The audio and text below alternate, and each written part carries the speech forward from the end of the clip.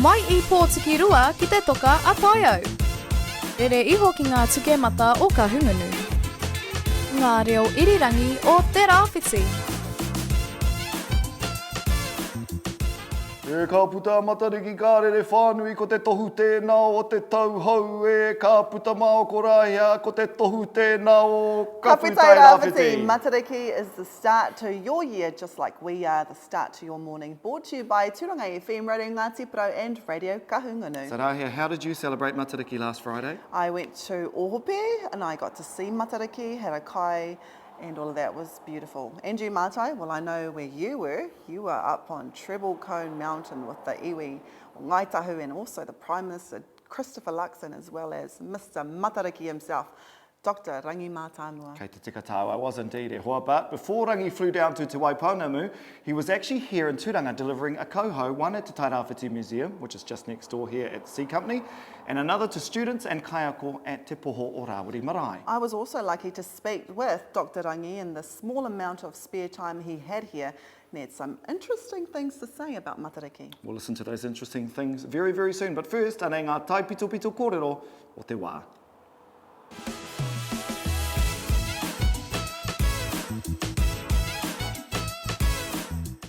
Ko puta te kōrero i a Hikurangi Enterprises, hei ākuni mutu ai te kaupapa e kia nei ko Ngāti Kai.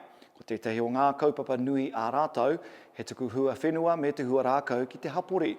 Hioi e ai kia bela pāinga ahakoa ko mutu tērā kaupapa, ka tuku tonu rātou i etahi kai hua whenua ka kāriki ki ngā mema kua rehita atu ki a rātou. Ki Turanga nui a Kiwa, i ngā rangi tata nei, rongo ai ngā kainoho o Turanga, i ngā ru whenua paku, rua ira whitu ki te whā ira whā te kaha o enei ru. Ko te ru nui I pā, rua te kau mā 5 kiromita te raki o te Wairoa. Ki kahungunu I nai nei I ngā rā tata tonu nei whakanuia e Ngāti Kahungunu ki Wairarapa Tāmaki nui a rua I te whakahokinga atu o Wairarapa Moana ki ngā uri tonu. He whakatau tēnei no te Settlement Act 2022 me tōna here ki te whakatau o te tiriti. E ai ki ngā kōrero o te tiamana o Ngāti Kahungunu ki Wairarapa Tāmaki nui a rua Settlement Trust, a hāmi te whaiti, kua roa nei te wā e tatari ana e heke hoki te werewera ke whakahokia mai te mana o tēnei moana ki te iwi. A kāti koira ngā kōrero o te wā.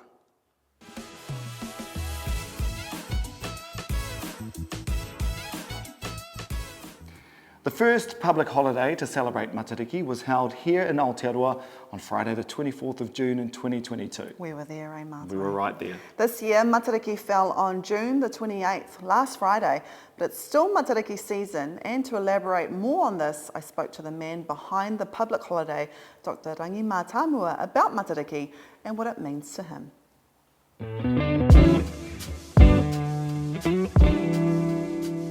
Ana no mātou te waimari, ko hara mai a Dr Rangi Matamua. Ki konei ki Turanga nui a Kiwa, ki te uranga mai o te rā, Paradise. Ki te kauhau mō Matariki I tēnei tau. Nā, hea te kaupapa I tēnei tau. Te mea I tērā tau ko te kāinga hokia. No reira, hea te kaupapa I tēnei tau mō Matariki. Tēnei tau tuahine ko te kaupapa ko Matariki herikai. He whakanui ana I a Matariki māroto mai I ngā momo kai, me ngā tikanga he hangai ana ki te kai, pēnei te kaitahi, te nohotahi, te hākari, te hautapu. He mea nui te kai. He kaupapa whakakotahi a tātou I te wā o Matariki no reira. Matariki heri kai. Nā hea te take I tai mai koe ki konei ki Turanga nui a Kiwa. Oi, ki mai nei a mātai mena ka tai mai au ka hau mai tētahi whenua ki au. Ki kai tīnei. I tai mai te pōhiri ki au me taku aroha nui ki tēnei rohe. Kei konei koutou o kuhoa, kei konei hoki tētahi iwi kua manaaki I ahau I roto I ngā taumaha. Nō reira, ahako te nui o ngā mahi, I te wā I tai mai te tono, I tere whakai au, ni tai mai ki te nohotahi me te iwi. Ko tētahi o ngā tino take papu mai I roto I tō kauhau I ngā pōra, e kōrero koe mō te āhuatanga o te taiao, ne? Ana me te ake e tātou te taiao. Te nuinga o ngā whetū, he rākau, he ika, he manu, he ngā angara, he ahara, he āhuatanga no roto mai o te taiao. Nō reira, mena kai te tino pirangi tātou, te whai i ngā mahi kōkōrangi, ko tētahi wāhanga nui ko te taiao, me te whakaaro, me tiaki tātou i te taiao. No nā koe nei putai te kōrero ka whakanuia hoki a Matariki e Tahiti. He mea nui tēnei, ne? Mea nui, mea nui. I haere etahi o mātou ki Tahiti i tēnei tau.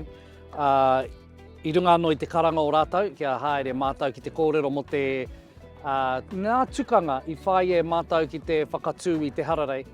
I tai mai te kōrero i enei wiki tata nei, kua whakai mai te pāre mata o Tahiti. Hei te rua te kau o Noima, o te tau rua te kau mārima ka tū te hararei tuatahi ki Tahiti. Ka whae mea nui tērā. Ki Rotorua i tērā tau whakanui ai e tātou a Matariki, motu nei, anā i tēnei tau ka tū ki Wanaka. Tērā pia hei te tau tītoki tū ai ki konei? Ai, pai tēnā. Hei tono tēnei? Pai tēnā, kua tai mai te tono no reira, ka hoki au ki taku kāhui, me te ki atu, ana nā Rahia te tono kia, haere tātou ki roto o tūranga, whakanui i a Matariki, tēnā koe te tono.